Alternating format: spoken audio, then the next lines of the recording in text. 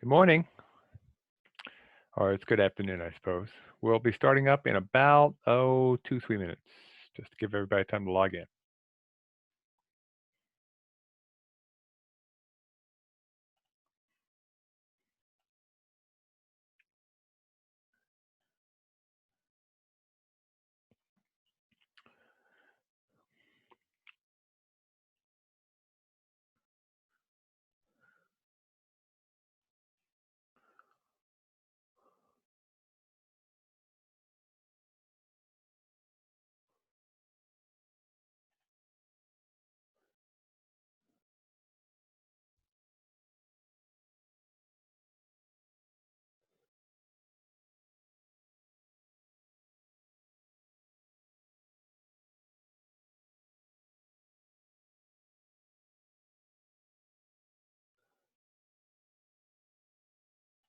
Good afternoon, and welcome to our Tuesday webinar.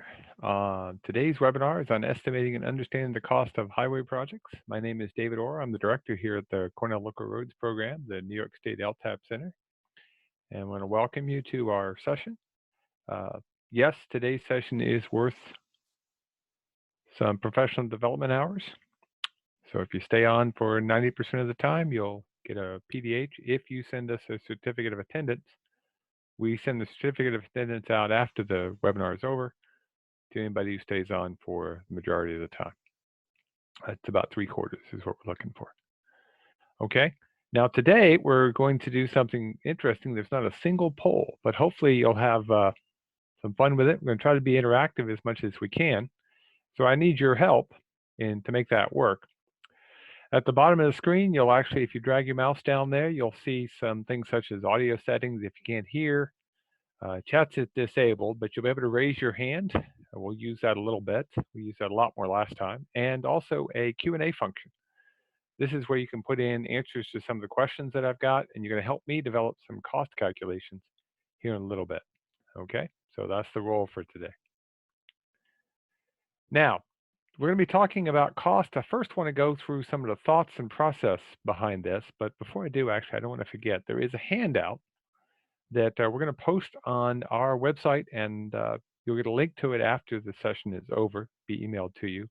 So anything that you don't remember, hopefully will provide you some feedback, and including some information on how to go through the process of developing your own cost. So when it comes to cost calculations, there are certain repair options. Well, good, fast, and cheap is an old saying we like to say in construction. And the idea is you can pick any two. Now, once in a while, we can do something and we can get all three. I admit that. That's true. But good, fast, and cheap isn't a bad way to think about it. We don't want to be cheap. We want to be good. We don't want to be just fast. We want to be good. So we always choose good. And then we have to decide, is it something that's really important? We've got to do it fast and it might cost us a little bit more. Or we might be able to take a little more time, save a little bit of money, but then there's the cost of time that some people don't like. So you can usually pick two. Please pick good. Unlike our friends, this is a apartment complex, as you can see, being built. The piles weren't quite long enough. There was a problem with the canal on the right. And when they had a failure, the whole building came down and a couple of workers were killed. Please pick good.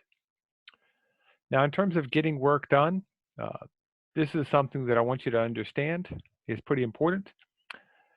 First, you have to determine the work that is needed. We're going to do that with a couple of examples to the second half of the hour here. You have to plan your activities and write them out. It takes some time, but it's worth doing.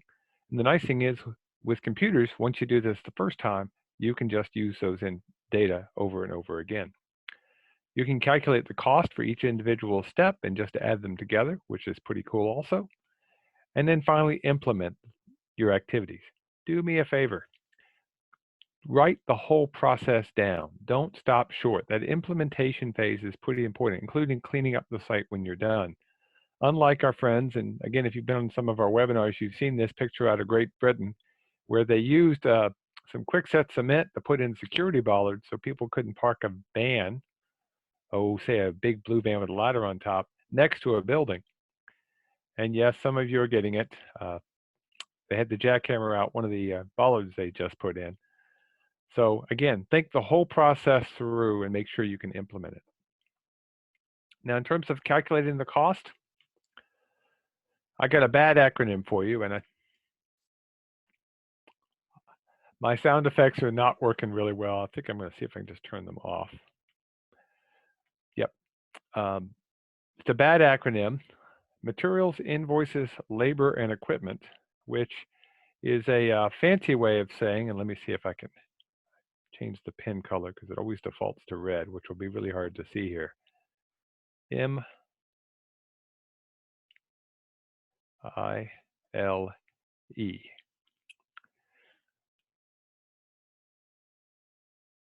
My pen is deciding to play tricks on me. Let's try this again. M-I-L and E. There we go. Mile, yes. So materials, invoices, or your contractual expenses, your labor and equipment. So let's go through each of these 4 items in our mile and see if we can help figure out cost. Okay? And by the way, when you're doing that, do me a favor. Again, realize that there's always the unknown that can happen. In this case, a vehicle was going down an interstate. They forgot to depressurize the hydraulics, and they hit a bridge at 70 miles an hour. Came close to cutting it in half.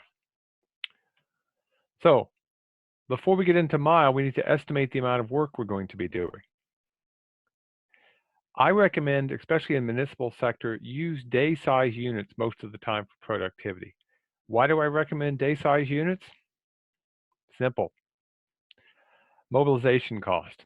We have to account for mobilization. That can eat up a large part of our total cost, especially if we have a long ways to go. But mobilization needs to be included. If you're doing day size units and you include the whole day in terms of cost, mobilization is built in. Not always possible, but you have to think about mobilization when you're looking at your whole activity.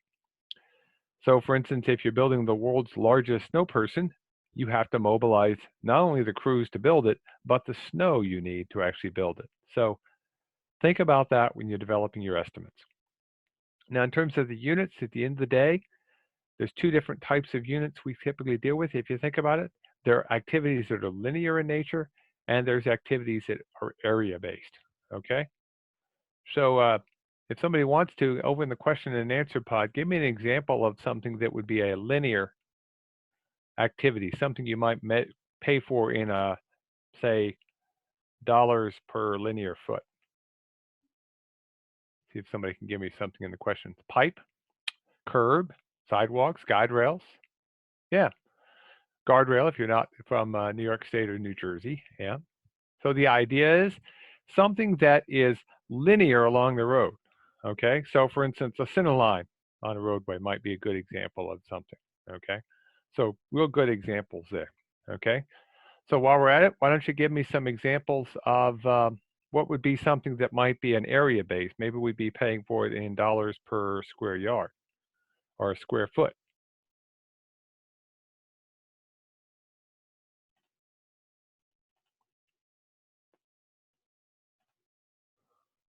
Okay. And see if my Q&A is going to freeze up on me. There we go.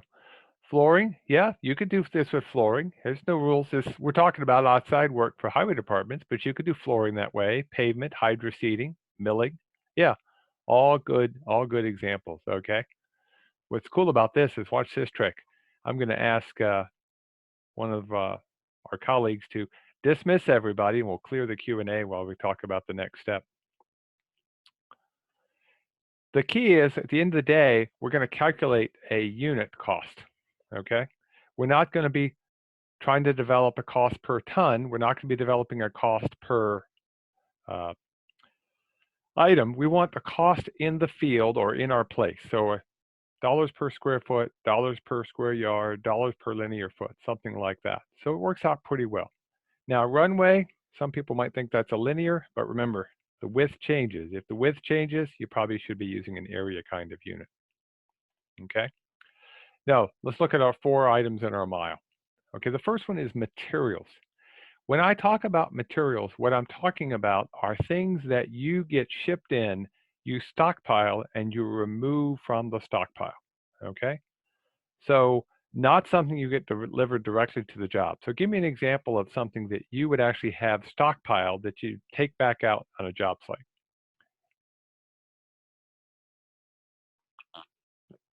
Gravel, absolutely. Yep. Fill, okay. Possibly rail, yeah. Again, something you'd be pulling out of the to the job site. Okay. So that would be materials. Materials come in two flavors. One is divisible, okay, and the other one is not called indivisible. We'll come back to that in a second. But a divisible thing are things we can count, every single particular item. So one of the examples that was given was signs. Signs is a good example of something that is a divisible item. I can count it, and usually when we do inventory, we try to count that. Okay, okay. I got myself backwards today. I knew that was going to happen. Divisible things we can't count. Gravel, salt, stone versus stockpiled items that we count, like culverts, signs, guardrail, or guide rail, depending on what state you're in.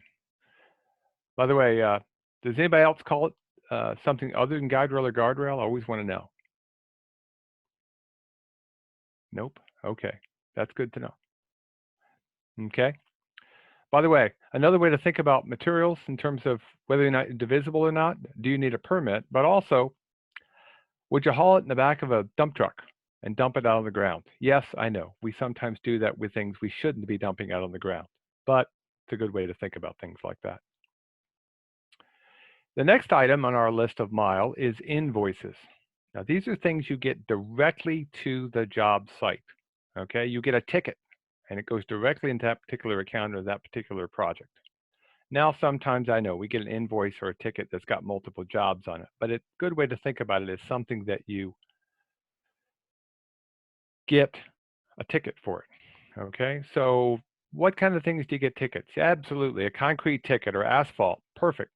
You might be paying for a flagger. You have a contractor, you pay that contractor to take care of traffic control. So you'd be paying for it for a particular job. And yeah, the good examples, okay?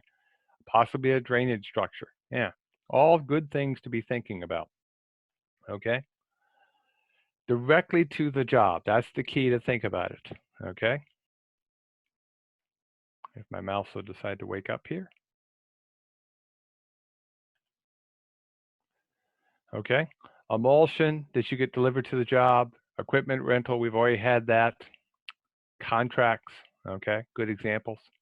Now, I want to define something for you, and there's different people who have different definitions for this. FOB versus in place. If I see FOB on a contract price or even on a ticket, what does FOB mean? See what people think FOB stands for. Free on board. Yep, that's one definition you see. Freight on board. Yep, I've seen both of those. I've also seen fixed operator base. I think it's just somebody trying to fill in FOB. It's not friends of Bill. It's what it really means is you went to pick it up and you have to pay for the delivery. Okay. So when you're calculating the cost of something, if it's an FOB cost, okay, realize that an FOB cost is one where you're going to have to include the cost of shipping in addition to the cost of picking it up. I like in place cost if I can get them, but that's not always possible. And you will never think of Coca-Cola again the same way. I promise you that. Now, where do I get my materials and invoice prices?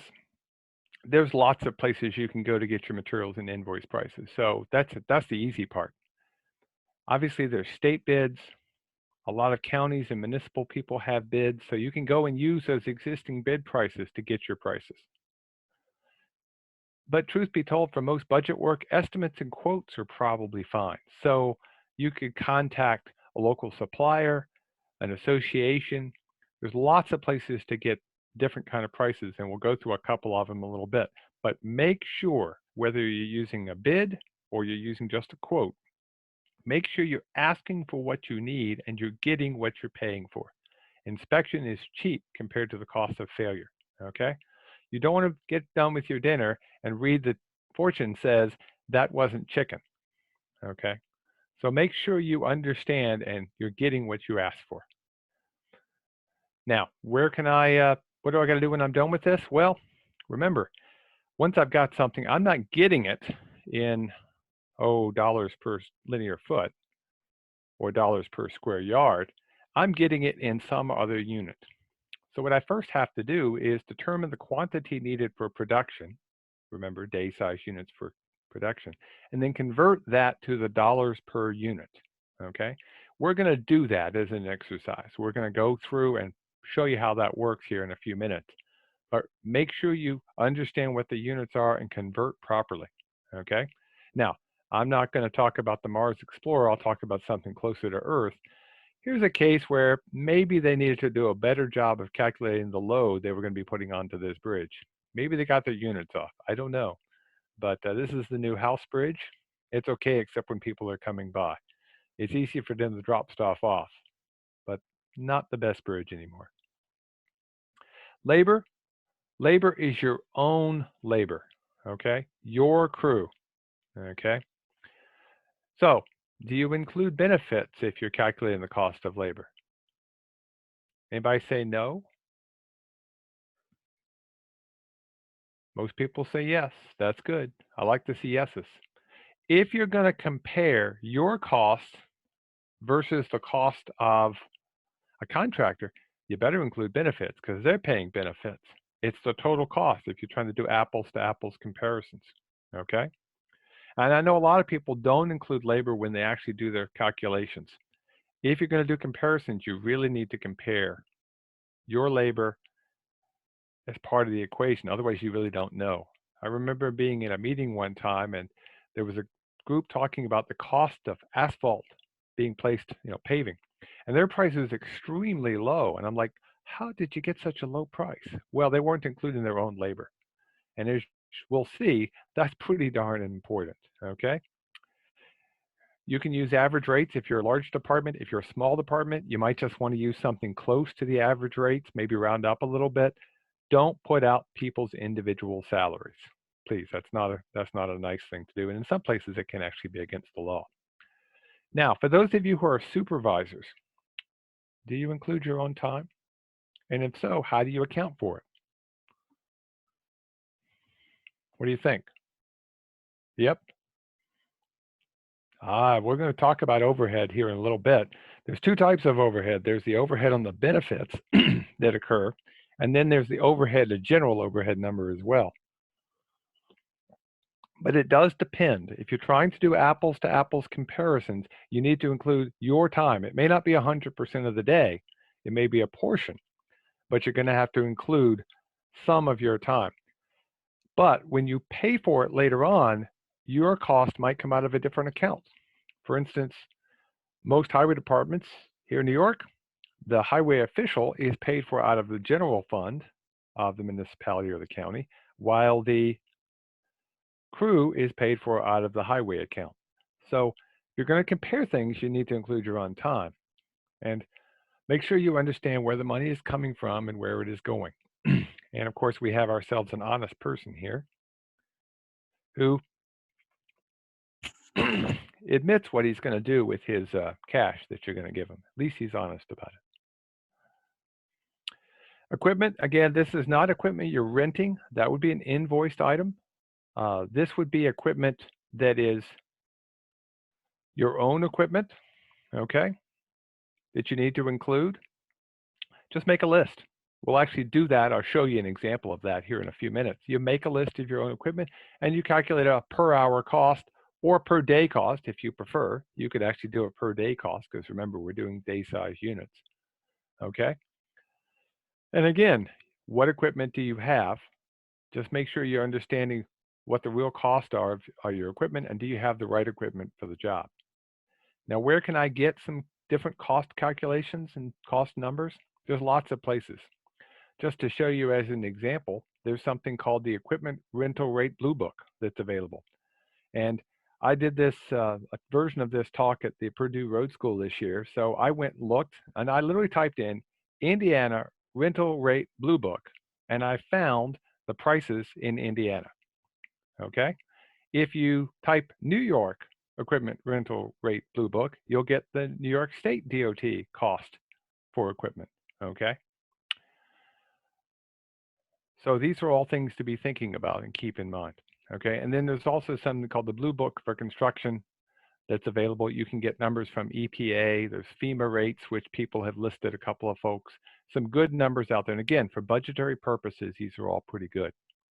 Now, there's a good question here. Is there a New York State DOT standard overhead multipliers for micro business? Say a tiny firm with 1 to 5 employees offering professional engineering, surveying, drafting, photography, overhead rates? Yeah, there are some overhead rate books. I would look in Dodge reports or means costing. There's some good information in there. Off the top of my head, I can't remember email addresses, but Google's my friend. I could just search for that and come up with it pretty good. So means is the one that I typically use, and it's spelled just like it sounds. Okay.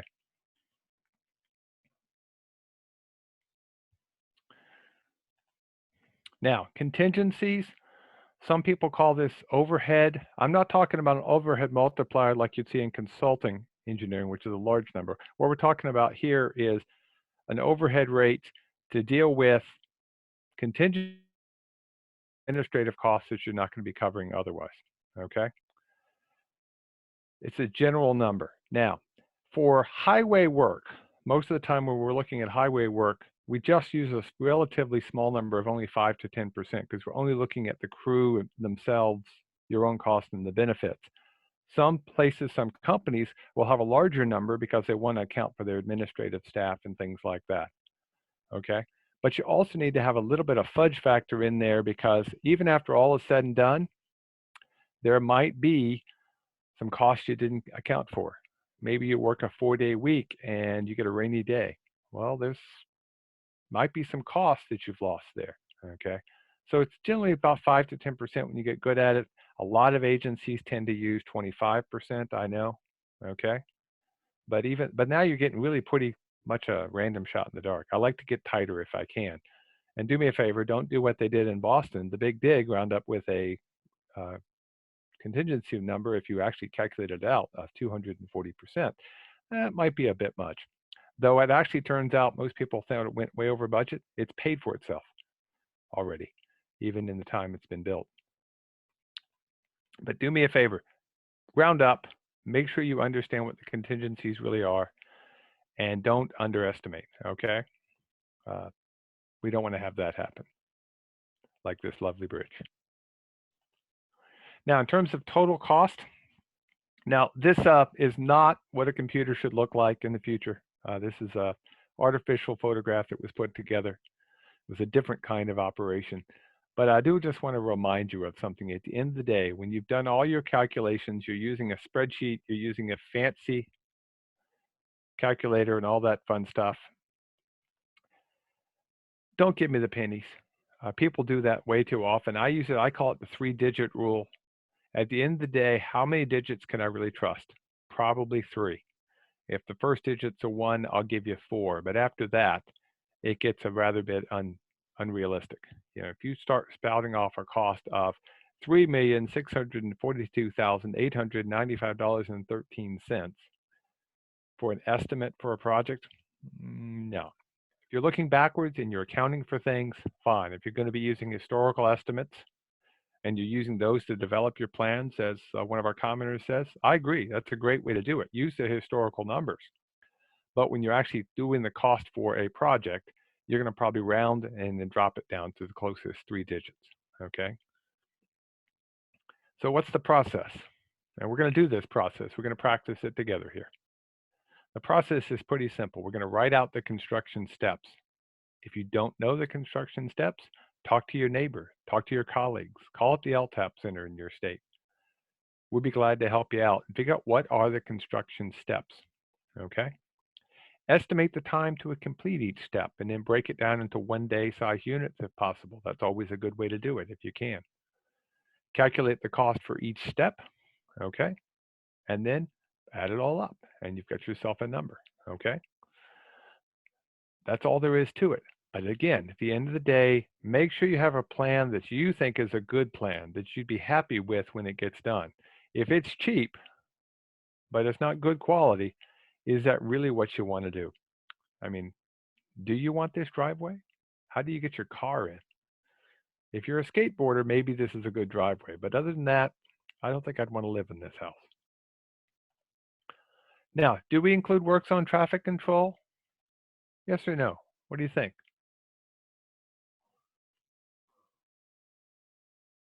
Let's see what people say. Yes. Yeah. Of course. Yeah, absolutely. We include work zone traffic control. We should include work zone traffic control as part of the overall cost. And if you're trying to compare your cost versus a contractor, they're paying for work zone traffic control. You should be paying for work zone traffic control. What's neat about this is you can actually calculate that out separately, okay, and then add that back in at the end of the day. So it's actually a pretty good thing to do. And yes, you might have lower cost on some low volume roads, but it's something you definitely want to include in the cost. You certainly can't do a comparison. But I do know at the end of the day, a lot of budgets are set up so that traffic control actually comes out of different line items. Okay. So again, walk the whole process through. Okay. So make sure you include any demolition cost, any clearing and grubbing, anything that's on that site you need to have as part of your steps. Okay. And remember, if you're using a day size unit, mobilization is built in to some extent. Okay. So what I want to do now, it's about 2:30, not quite. Okay. What we're going to do is we're going to do a couple of examples. Okay. Now to do that, we actually have, this will be in the link that we send to you with your certificate afterwards. There's a spreadsheet. It's available on our website, and the link will be sent to you to help you with the cost calculations. A simple spreadsheet tool that we put together, easy to use. Okay. And what's neat about it is once you've developed this, you can use it for other projects. Okay. So let me just walk you quickly through what we're going to see here on the page, and then we're going to go back and do a couple of actual example calculations. Okay. So there's a title page which has information in it on who you are, your name, your date, things like that. That's always important. Okay. So make sure you understand that. Okay. Make sure you understand everything that you're looking at. Don't want you to make any mistakes there. You're going to have production cost. Remember, MILE. Okay, mile. Your units are going to be area units or length and width. Is it a per day cost? We did put in there per hour for those who want to do a per hour cost. Okay. And what's nice is you first calculate your production number in the upper area. Once you've done that, got your production value in there, you can apply this information back to a particular project and get your estimate of cost. You could put in your contingency number, and then that gives you your estimate. And you could even go back and calculate the unit cost for a particular activity, and that would calculate the cost per square unit. And maybe it's something you don't do 100% of the site, so therefore you would actually type in a percentage covered. I'll show you an example of that before we get done. There's a couple of other pages, one for labor and equipment, okay, where you would put in your own labor, your own equipment. And again, once you set this up, you can just leave it, and it's pretty cool. And then you can add in your materials and your invoices and stuff like that. Okay, so that's a pretty tool that we're going to use. We're going to walk through it. Okay. Now I've got a couple of examples we'll start with. Let's see which one we could start. We could start with ditching. We could do chip seals. We could do paving. Okay. So those are the three we could do. Anybody have any strong opinions? Otherwise, I'll paving. Okay, we can do paving. Okay, so we'll go down here to the paving. Okay, so let me grab my paving estimate here. There we go. Okay, so now we're going to do paving. Now let me go back to my spreadsheet. And actually what I wanted to do now is I want to open up. I've got a version of this that's got a crew already built into it. Okay, so we'll open up the version that's already got a crew. This would be your own crew, okay? So as soon as my computer will wake up here, there we go. Okay, so I went ahead and I put in my crew. I'm not going to say these are your cost. Don't get me wrong, I'm not trying to say that. And I'll zoom in here. We'll first look at your labor and your equipment. Okay. So in this particular case, you would have your highway superintendent, your four-person heavy equipment operator, medium equipment operators, maybe you got a couple of them, labor, whatever they are, and their rates. Yes, I know these numbers are small, okay? I'm purposely not showing you quote-unquote current numbers. But these are numbers that you could use, put your own numbers in there, okay? I did not put a benefit rate in there, but let's talk about that real briefly. What is the benefit rate that you have? What is your benefit rate that you're using currently? Does anybody know? Let's see what numbers we get here. 65%? Okay. Yeah, we can use that one. Now that's going to include a lot of things, but we'll put in 65%. Okay. So that means the total that you're paying per hour goes up quite a bit. And look at the numbers we're seeing. Wow. Variations from 50 up to 73.54. Now there's somebody who knows their numbers. 73.54%. Okay. So you do want to include your benefit number. But again, nice thing is you can come back in here and type in a 0 real quick and see what the cash portion of your costs are very, very easily. Okay. So we'll come back to the quantities. Let's go look at your equipment list. And again, I just put in the equipment list. I grabbed some numbers off the Blue Book here in New York State. Okay. Trucks, loaders, grader, excavator, and these are just numbers. You could pull right off the sheet. Some pieces of equipment, they don't give you a per hour cost, they give you a mileage cost, so you'd have to sort of convert that back to hours. We can talk about that in here just a minute when we do the cost calculations. And again, you put in an overhead rate. If you've got a really tight set of numbers and you know your thing's pretty good, you might go over, again, a small percentage, maybe 10%. But maybe you're really not sure about how much you're going to be using, so you might type in 25. That's what's neat about this. Once you put it into a spreadsheet, you can do some what-if games, okay? And you can see what the total rate per hour is. You'll notice there's nothing in here for materials and invoices. That's okay. We're going to come back to that. Okay, so now let me come over here, and we're going to create ourselves a whiteboard, okay? So what I want to do is I want to walk the process through you for the mile, okay? So in this case, we're going to be doing a paving operation once my pen wakes up. Okay. So we're going to do paving. So I need at the end of the day, dollars per something. What am I going to be putting in? Dollars per what?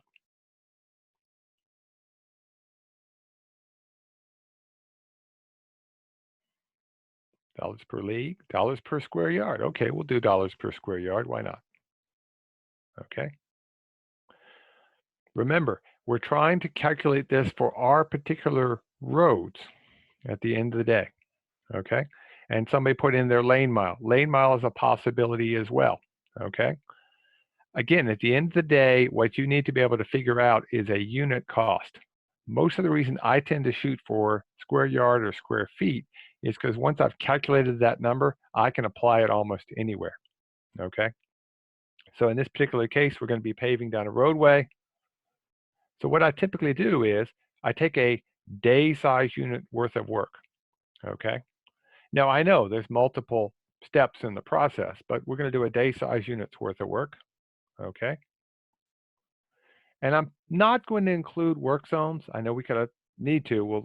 We could add that in later on. I'm just going to, for the sake of this 1 hour webinar, keep it simple. I'm just going to look at the paving process itself. Okay. So the first step is what? What's the first step in a paving operation?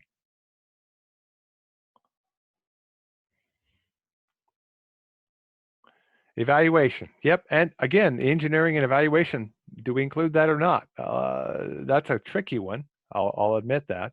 Okay. And yes, the trucks come in tonnage. We'll come back to how we convert that in a minute.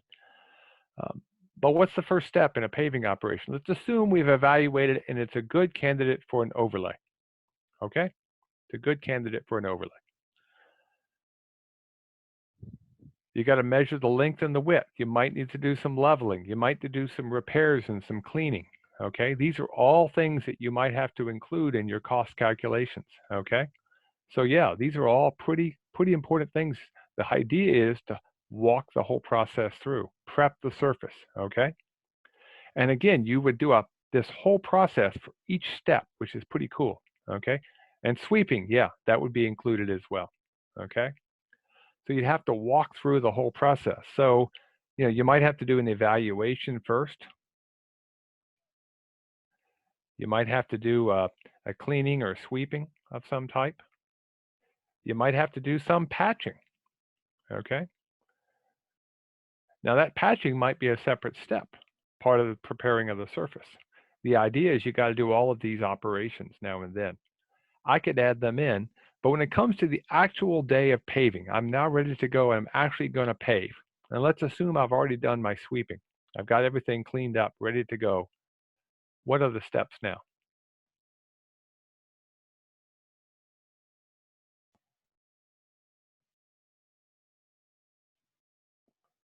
Okay, let's see here. I gotta clear a few of these out. Shim possibly, yep.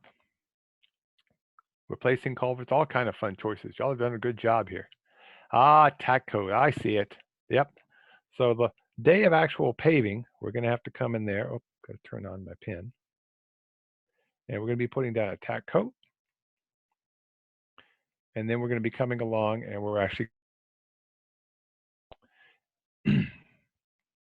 and yes, as I said, we're gonna not include work zone traffic control. We need to have that, and that'll get added on later on. I'm trying to keep it simple for the 1 hour webinar.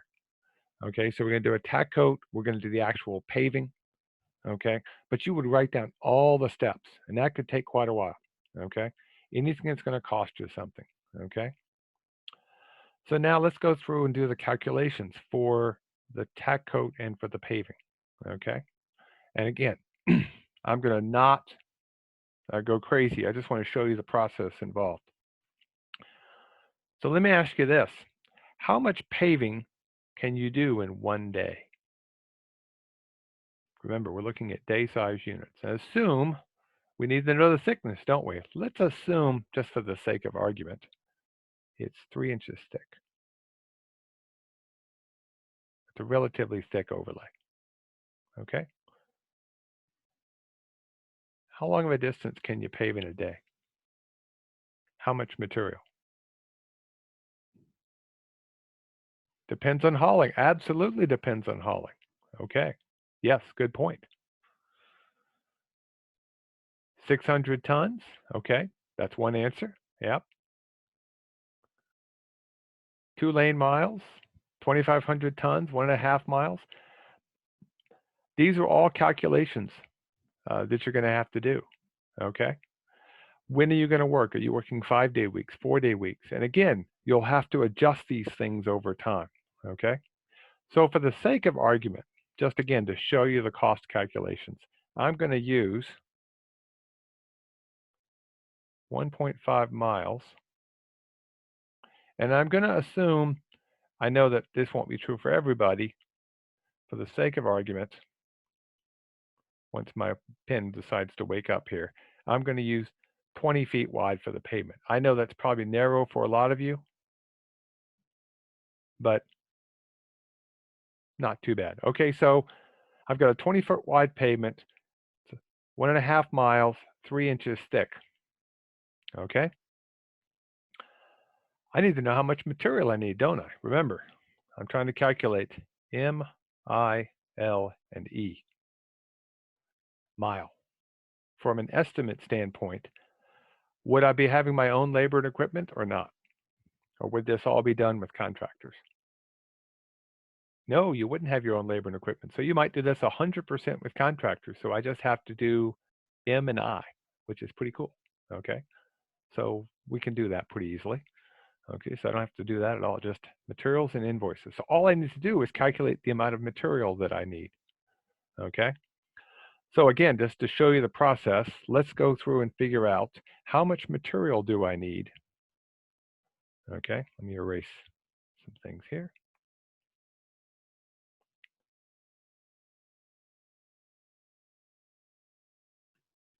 Okay, my pen has decided to not be friendly to me right now. It's just going to keep writing and writing and writing.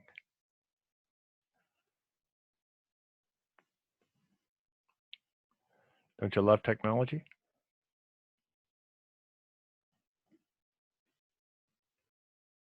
Huh. Well, we'll just have to keep writing on the screen and hope we get to this. Somebody calculated it out here that it is 17 square yards per ton per inch. Okay, there's lots of handouts and books that are available. Okay, someone else calculated it using a weight per cubic foot. Okay, there's lots of different ways to do that. Okay, and that's pretty cool. Okay, so if it is 17 square yards per ton per inch, we need to calculate the number of tons. Some of you are already ahead of me, as I can see. So what we have is we have 20 feet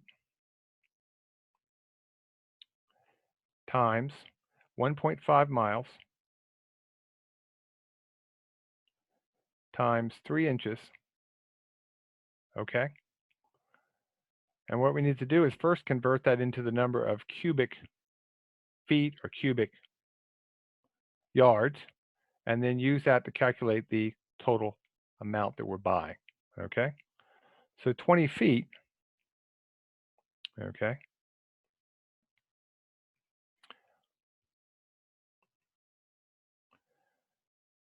so we have feet here, 1.5 miles. How many feet in a mile?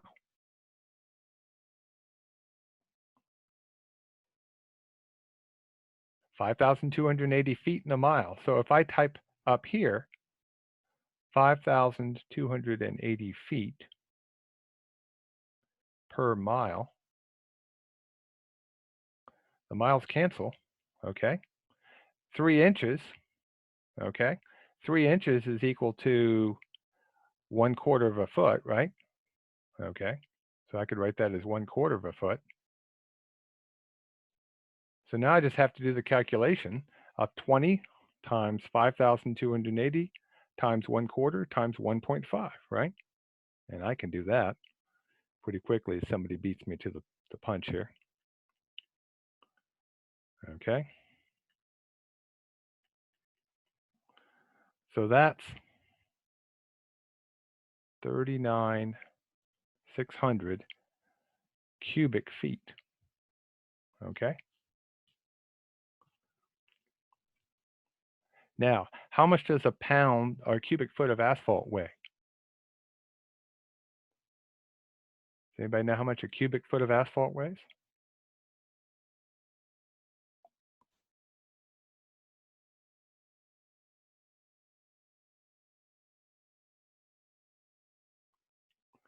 Okay, a cubic foot of asphalt depends on the kind of material that you're using and the thickness of the material and things like that can make a difference.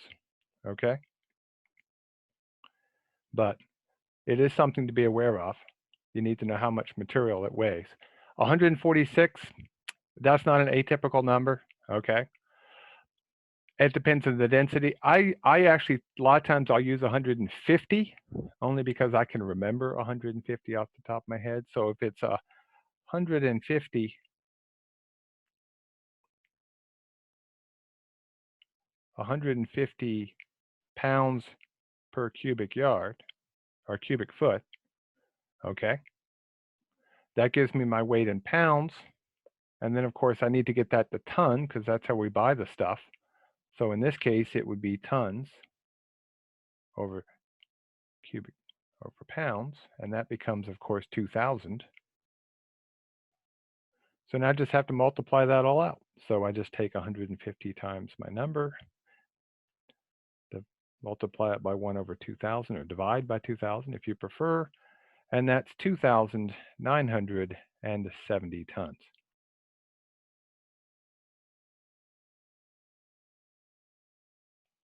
Okay, And somebody had commented that that's a lot of tonnage. Yeah, that could be quite a bit of tonnage. It's doable if you have enough trucks. Okay. So that's quite a bit. So now let's see if my pen tablet will let me erase. I hope it does, because otherwise we're going to run out of room here. We'll just clear the canvas. That one worked. Okay. So we've got about 3,000 tons of material.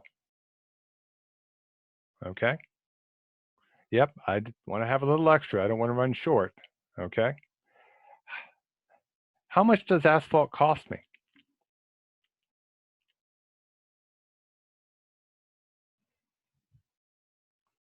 How much does asphalt cost me?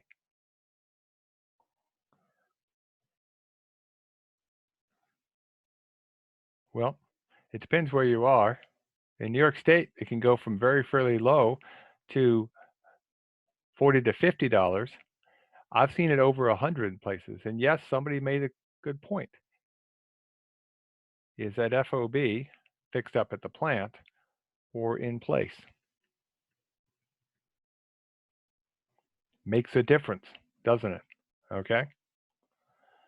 So these are very important things. If you get an in-place price from a supplier or a contractor, the nice thing is you've got all the calculations. You don't have to do hauling cost. So let's do that. Let's assume it's $85 in place. I know that's low, but I'm just going to show you. Okay, so if it's $85 per ton in place,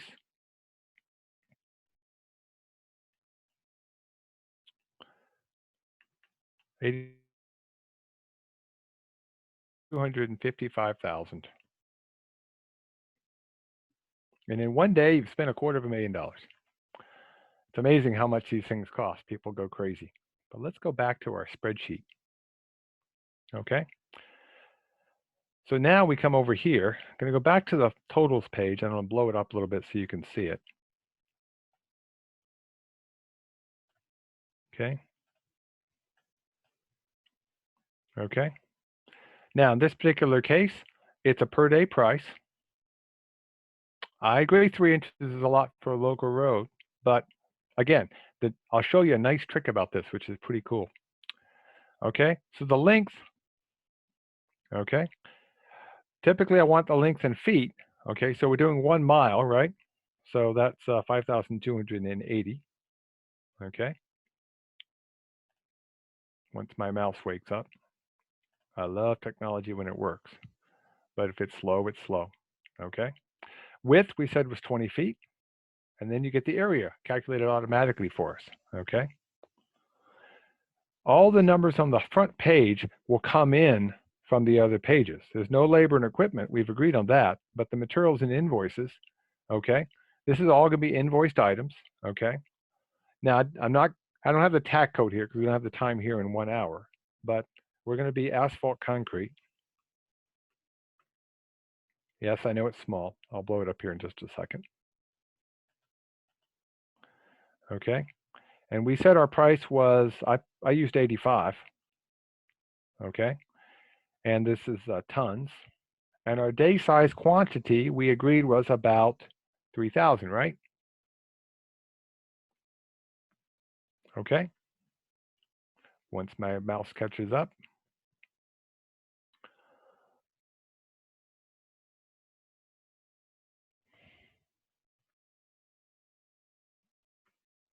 Okay. So 3,000. Oh, you know, it's nice when you do a calculation in a spreadsheet and they give you the same number. Okay. The length in the exercise is longer. Oh no. It's okay. That's what's neat about this. Okay. If the length were longer, okay, then what I should have actually had here, this should have been 1.5 times that, shouldn't it? Okay. Well, by golly, I can do that. I'll just do 1.5 times 5,280. So guess what? When you check that out, it's still the same amount of money overall, okay? But the neat thing is the price stayed the same, okay? So now I come back to my totals page and I scroll over here to the right. 100% is an invoice cost. That's not surprising. So let's scroll down here to the next one. We're going to look at a particular project, okay? Let's assume the same project for the moment, okay? So 7,920 feet by 20 feet. So 7,920, it's the same as before, times 20, okay? And I didn't put any contingency in. So if I put a 10% contingency, you'll see my price goes up there in the bottom right corner, okay? That's pretty neat, okay? The nice thing about this is I've calculated the cost from my particular project. I want to apply it to a different project. Now, I'm still assuming a 3-inch thick layer, okay? But still, I can now say, what if the project was only a half a mile, okay? So now instead of being 7,920, it's going to be half a mile, which is half of 5,280. Same width. My price comes down, okay? That's what's neat about putting these things into a spreadsheet. And if you've got all the processes in there, you can calculate everything out, okay? So it works out pretty well, okay? And then it even calculates, the spreadsheet does, the cost per, in this case, square foot. So as long as you know the cost, the number of square feet, you could calculate it. And of course, if you're only putting down a 1-inch overlay, you'd have smaller numbers, but you could calculate that out pretty easily, okay? Let me do one more for you. We have enough time. And what I'm going to do for this one, just because it's a good exercise to do, is we're going to do ditching, okay? So we can come back over here to, okay, and I need to get back to actually my whiteboard, okay? I'm going to clear the canvas, and in our last 9 minutes or so, we're going to do a ditching exercise, okay? So now for ditching, at the end of the day, what do I want? What's my dollar cost? Dollar per what?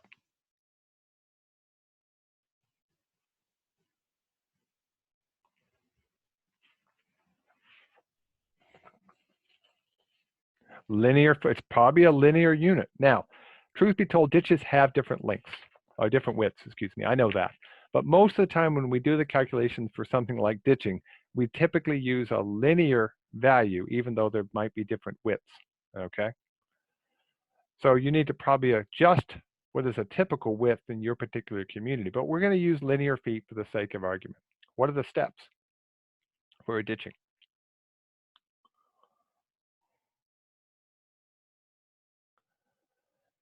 Well, we're gonna get out there, we're gonna drive the vehicles out to the site. We're going to set up our traffic control. We're not including work zones. I know we need to include it, but for the sake of argument today, we're not going to include that. Okay. We might need to do some grubbing work, some big trees and things like that. But I'm assuming I got a ditch. It just needs to be dug out with the backhoe. Okay. Okay. So we're going to dig it out with a backhoe. There's nothing else beyond that I need. And I'm not going to worry about little driveway here, little driveway there. So I'm just cleaning the ditch. Okay. You probably should call underground a couple of days ahead of time. Yep, my favorite number, 811. Okay, make sure you've called a couple of days ahead of time or whatever the rules are for your state, because I know some of you are from out of state. Okay, see if my eraser's working. Doesn't seem to want to. Don't know why. Okay. Yes, a good question. Trucking spoils. So the key is when we dig on a ditch, we got to figure out where we're picking it up and where we're going to drop it off. What do you need to haul? What do you keep the machine? All these questions you have to ask. Okay, so let's look at it a different way. What's the crew look like?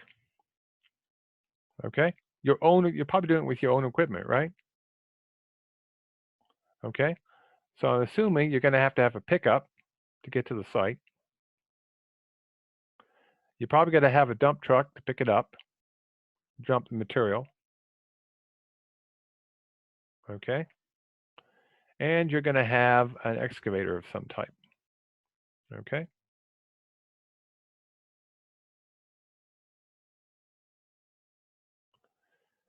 The nice thing about the MILE system is I can use single place to do both. So over here is my labor, and over here is my equipment. Oop, backwards, equipment, labor. So in the pickup, I'm going to have a crew supervisor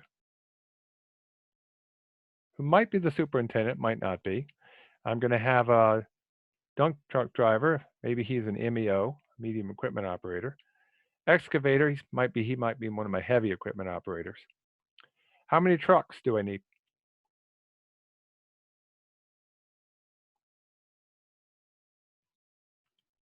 You might need a labor person to help run grades, maybe even need two.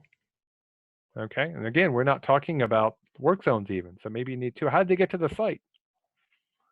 Can they ride in the pickup with the supervisor, the dump truck operators, or do they need to have a separate vehicle? So do you need one pickup or two? Okay, so these will all be things. So let's assume for the sake of argument, you're going to actually need two pickups, okay, to carry the laborers. I got to put laborers in the right spot, okay? You can have one excavator, and how many dump trucks? Yep, and you may need work zone traffic control separate, okay? Now here's the key. When you're looking at the dump trucks, you might say, well, I have two dump trucks, so I'm going to have two drivers because that's all I've got. Absolutely. But let's assume this particular location, I actually need three dump trucks. How in the heck am I going to do three dump trucks? Let's say I really need to do the job most efficiently. I need three. How am I going to account for that in my calculations? Because I only have two. Where am I going to get an extra truck? Ah, yes, I'm going to share it with somebody else. Okay, so let me go back over to my spreadsheet and come over to the materials, the labor and equipment page. Okay, so here's what I do. I put together my cost for my own crew, and I could rent the stuff, but if I'm sharing it with another agency, what I'll do is I'll put the quantity down, assuming some other time I'm going to send my equipment to them.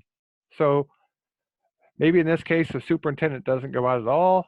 You've got one four-person, you've got one heavy equipment operator, you've got two medium equipment operators, but in this case, you're going to have three because you're going to actually use somebody else's, but later on, they're going to have to go over there. And by the way, it's a good question. Today with COVID-19, does everybody need to be in their own truck? Yeah, they probably do. So you're going to have to go back through and redo some of these calculations, okay? So two labor people, okay? And then there's your cost per day, okay? So over here on the equipment side, again, I know I only have two trucks, but I'm assuming one day later on, I'm going to be somewhere else. That extra truck is going to be away. So I would put in three, even though I only own two. My cost to my municipality is the cost of 3 truck days. Okay, I don't need a loader. I don't need a grader. I need an excavator. I've got a pickup. Again, do I need one, two, or these days, three? Okay. And you put that in, you put in your overhead, you get your calculations. Do I have any materials and invoices, by the way, for ditching? Any equipment? I mean, any materials or invoices? Am I going to use anything? I don't need obviously any asphalt concrete, so I can get that out. Fuel, remember, fuel is included in the cost of the equipment. Okay, riprap possibly. Okay, possibly some riprap or some erosion protection, something like that. Seed, yes, a little grass seed. Okay,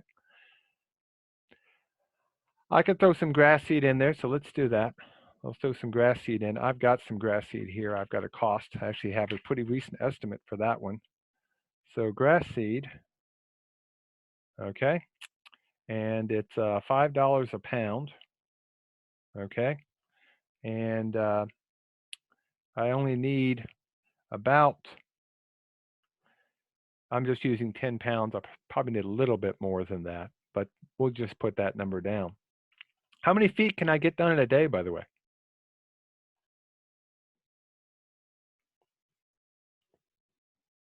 I mean, obviously, I'm not going to get the quantities I got before.